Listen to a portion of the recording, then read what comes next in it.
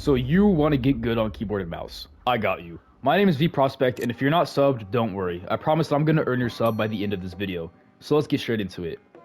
I switched over to keyboard and mouse about 9.5 months ago, and in this time I went from a complete bot to a player who can hit clips like these.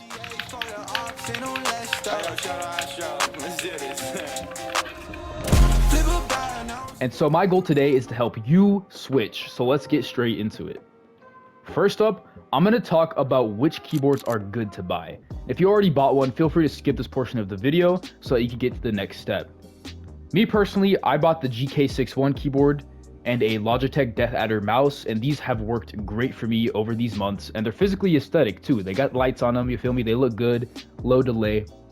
And I've also heard great things about SteelSeries, you feel me? Either of those work great, but just don't cheap out, because funny story, back in the day, I tried switching to keyboard and mouse in Chapter 2, and I bought this really cheap keyboard from a Chinese website, and my setup started smoking after like 2 days of using it. So be mindful of where you buy from and what you buy. Don't cheap out, you feel me?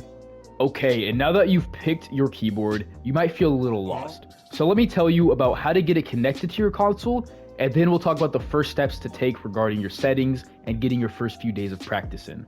Okay, so I've got my keyboard and mouse already connected, but I'll go ahead and disconnect them just to show you all the process. So most keyboard and mouses come wired. So all you've got to do is take the wire, you feel me, and plug it into one of the USB slots in your PlayStation.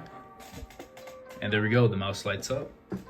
And my keyboard I plug into the front, but it doesn't necessarily matter. As long as you plug it into a USB slot on the console, it should work. And I'm giving this prompt every time my keyboard turns on, and that's me, you feel me? So I just click that, and as you can see, it's connected. And this should work whether you're on PS4, PS5, Xbox, you feel me? Just plug in the USB slots and you are good to go. And now you've got your keyboard and mouse connected. Great, so let's get to the first few days of practice. I highly recommend starting with settings from either a trusted YouTuber or a trusted player, because it's a good rule of thumb to take settings and advice from people who are good at the game, like me. Boy, if you don't get... These on the screen are my personal settings. They work great for me, and they've been customized to fit my own playstyle. If you want to try them, feel free and try them out.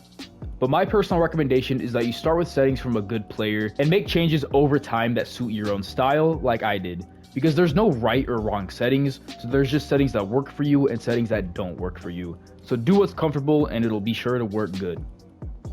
And now it's time to play some Fortnite. Let me be your guide for these first few days.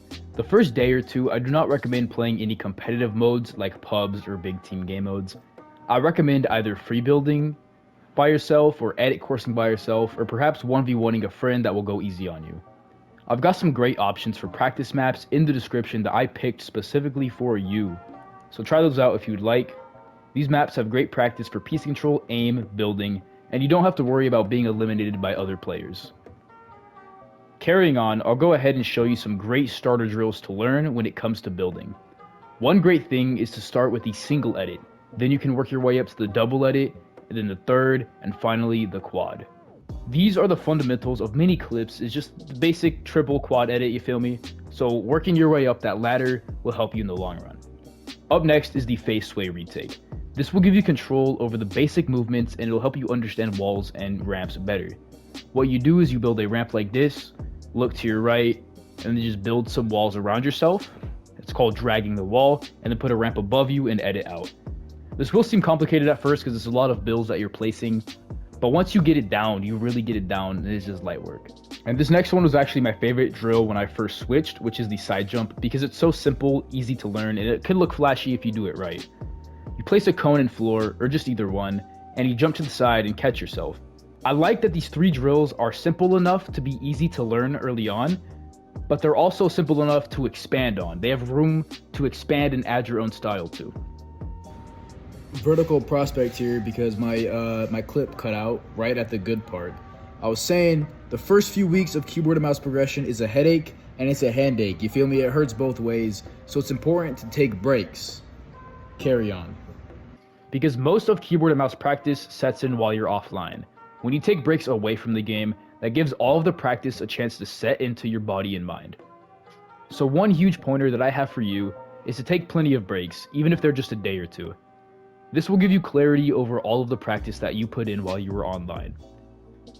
But once you've got some good settings put in, and you put in a few days of independent practice in some creative maps, I'd say you're ready to start some new things. But remember, it's always a great time to try something new.